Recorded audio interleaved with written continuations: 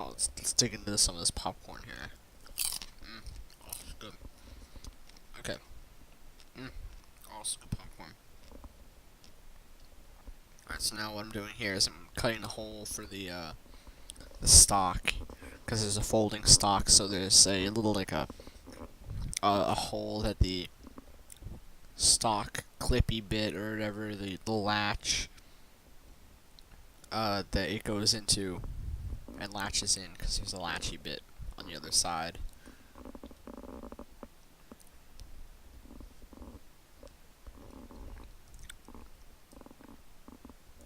And I'm duplicating faces so I can connect stuff and start making the shape for the clippy bit and the latch part.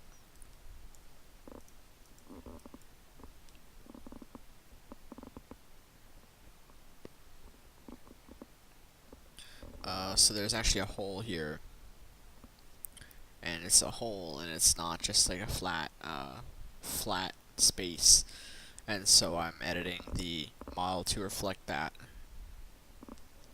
There's also some hidden faces in here that I forgot to delete, so I'm deleting them right now.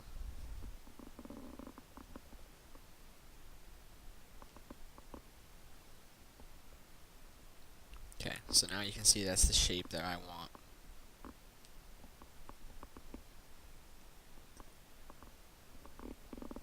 I'm gonna really play with this shape for quite a while though, because it's not perfect.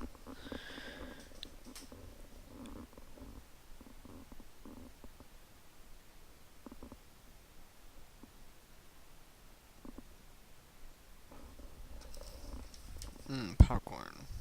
Yay. So, now, now I'm going to extrude some of these faces here. I'm going to start shaping the bit that the stock, the actual stock itself, the little tubes, go into.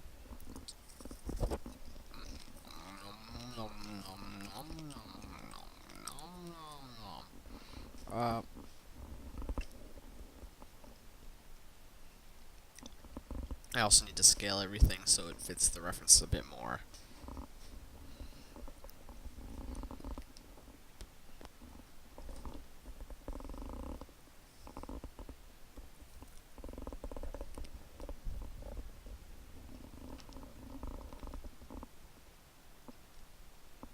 So now I'm adding this little pin that everything here hinges on, which is just a copied chamfered cylinder from the sights, and it's just rescaled down, or scaled up rather.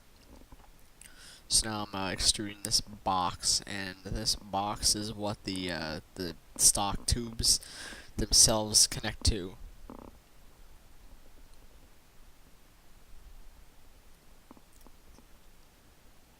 And just need to fit now. So I need to add all the support edges in. Just gonna do that by using inset.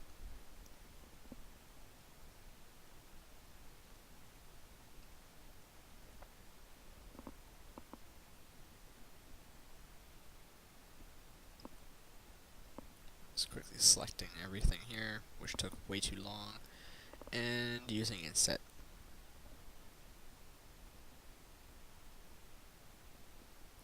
Inset's a very cool tool.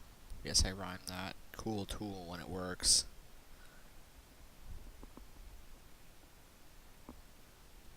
So now what I'm doing is I'm looking for reference images for the stock a little bit better, because I know this looks too wide. So what I'm gonna do here is I'm gonna make the little tube bits that are actually part of the folding stock, or actually are the folding stock, I should say. And I'm gonna model those at the correct width, and then adjust everything else to fit that.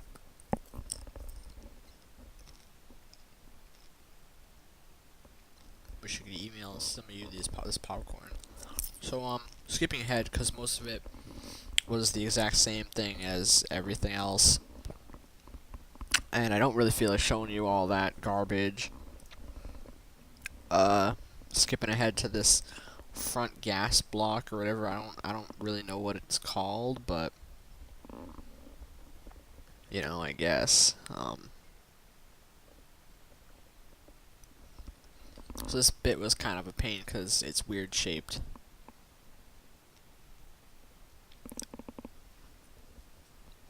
So I just handle it in a bunch of different parts instead of trying to make it all one part.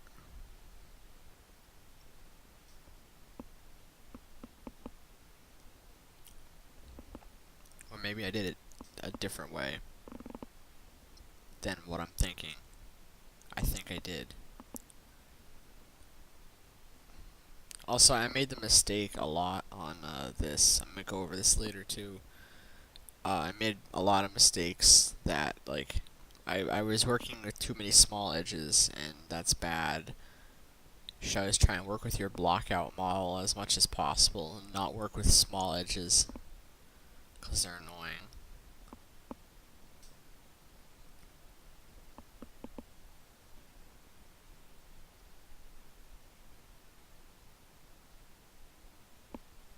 And, I'm not sure why I didn't work with them with block out more.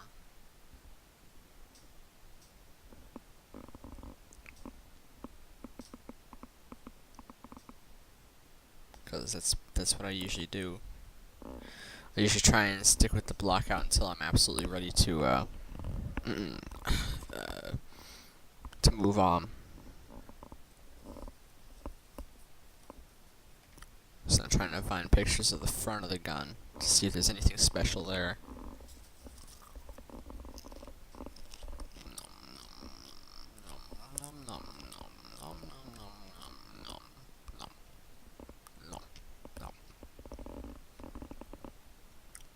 So there's this little like tube thingy. I don't know what it is. It's there for, but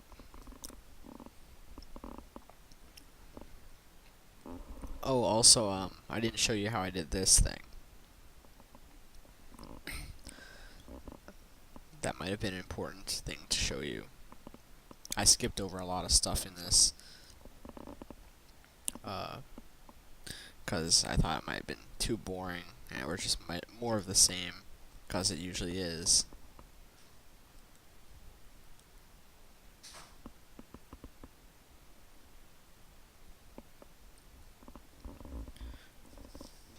And pretty much all the techniques in this video will show you how to make any shape, pretty much. Or they can be applied to any shape.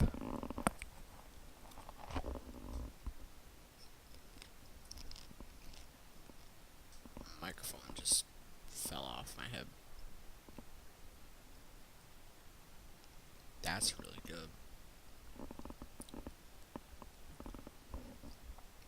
So now I'm shaping up the foregrip. I don't know if I should have told you that or not, but that's what I'm doing.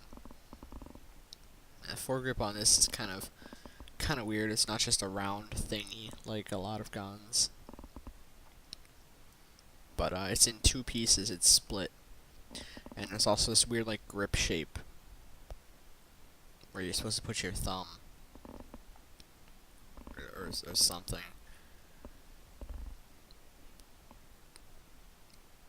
And if you rewind there, you can probably see better how I modeled that.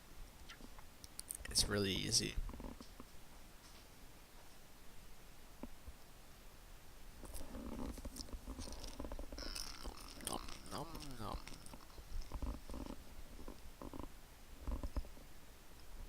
Adding in all the support edges now.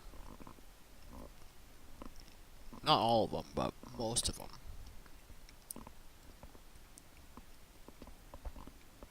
And I also collapsed a couple because it was too hard. And yeah, see there I'm removing some.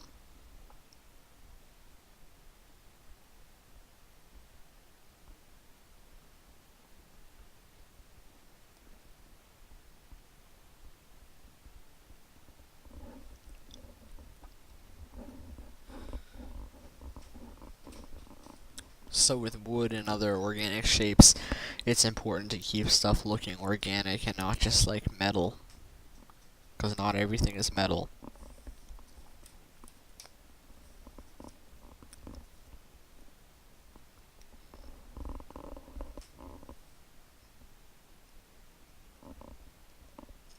And just fixing up the shape on the bottom here, making it more round.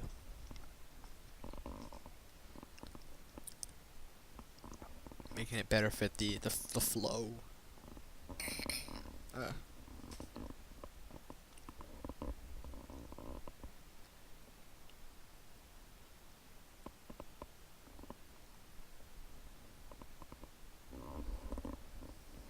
And some of the edges are still a bit too hard, but you can see the shape is starting to get there. And now the model is starting also to look a lot better.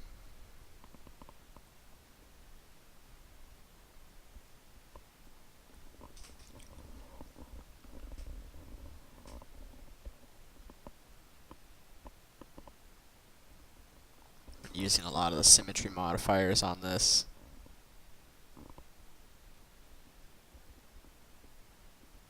And also trying to use relax to make the shape a little bit smoother, but that didn't work too great. So I just started removing some edge loops instead.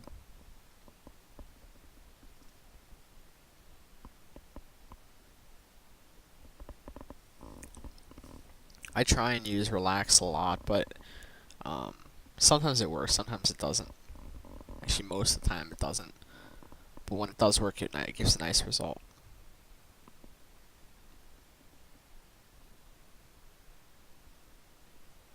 Alright, so now I'm starting to get there. It's quite a bit better now.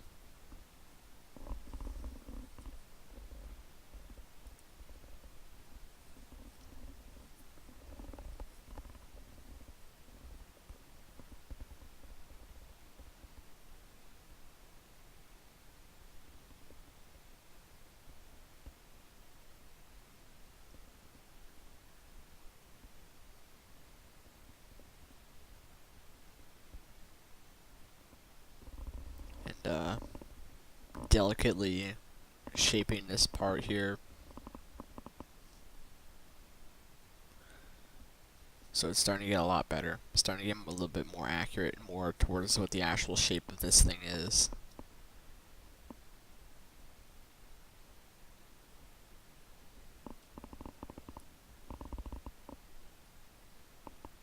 I'm on my computer. So now I'm just capping off the ends here, just by using cap and inset.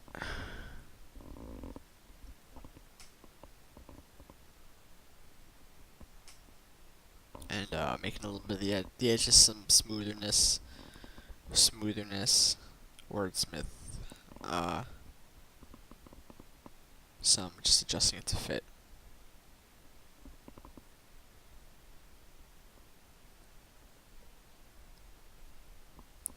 And yeah, duplicating some faces, deleting faces and whatnot to make all the edges really round. And adding some cuts in here to help it keep its shape. Yeah, you can see that helps a lot. So now I'm inset them a little bit better. There. Yeah, it's a lot nicer.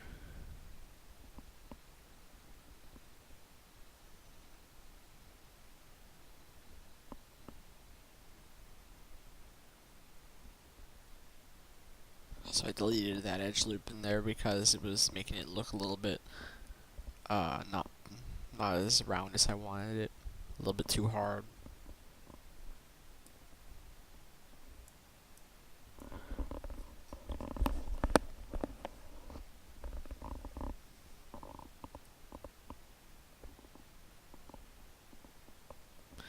This microphone's a piece of crap, so I apologize if you hear any garbage from it.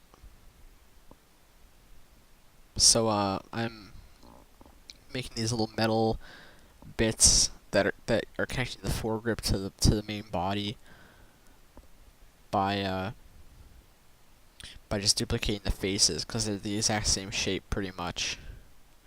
Just duplicating the end cap faces and scaling them a bit.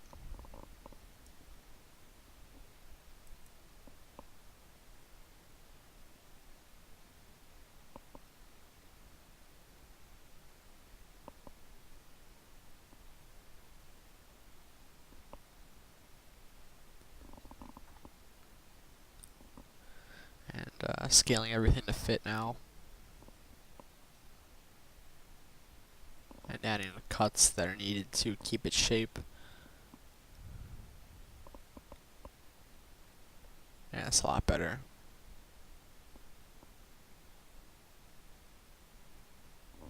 Just getting everything in place now.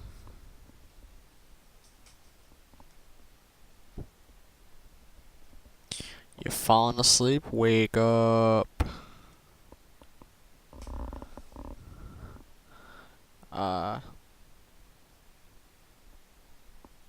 So now I'm going to start shaping the magazine. This is probably one of the more major pieces here because it's so round. So it's just done by making a plane and then extruding it, adding connects, whatever.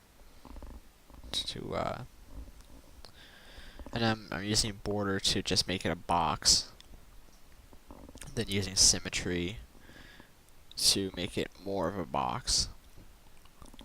And now I used inset there to, or maybe I just used connect, I don't quite remember. Maybe I used bevel, I don't know. But I used something or other. You could use either of those. And extrude that shape off it. So I'm using target weld to fix everything up. And adding in some loops. Just because I want to see how it looks. So I'm using chamfer to get that rounded edge look. And using cut to cap everything off. Get that there. Alright. So now I deleted that end bit there because it looks stupid.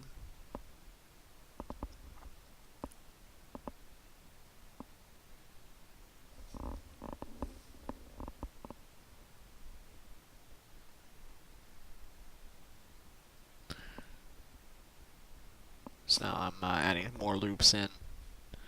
The front looked too hard, so I started collapsing some stuff and removing loops.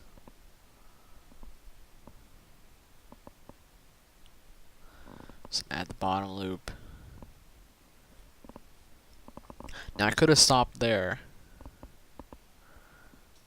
but first I need to add this bottom end plate or whatever you call it.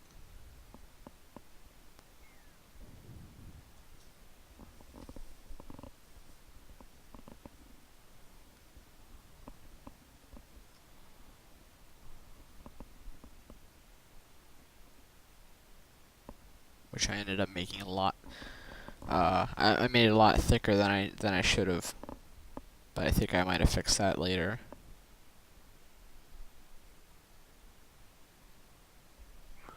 So the gun's really starting to shape up now, and it's almost done, I would say. And we could have actually stopped right here, because the magazine is actually all the shape that it needs to be. But right now I'm just focusing on getting the shape right. And now that I've actually done getting the shape right, I'm making these little triangle thingies that are sticking out of the magazine. Now these triangle thingies are only on the plum colored backlight magazines.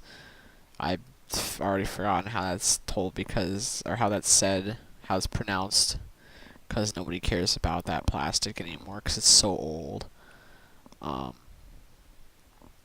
So now I'm adding these little tiny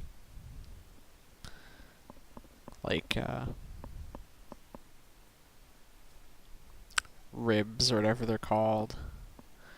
I'm selecting them, and I'm gonna add a path deform binding. And I made a shape. I made a spline out of a edge loop.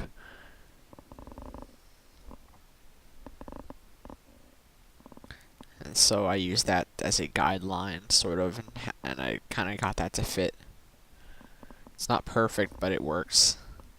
So I'm using twist and rotation to get them to fit right.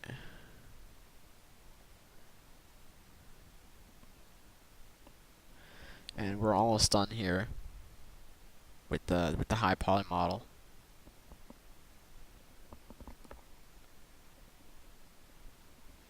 And I collapsed it down foolishly, and now I'm just editing everything here, getting it just manually fitted, and there we go.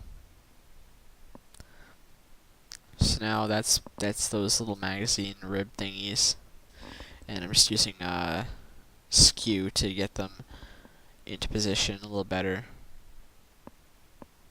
Alright, so I'm adding symmetry, and I think we're just about done here.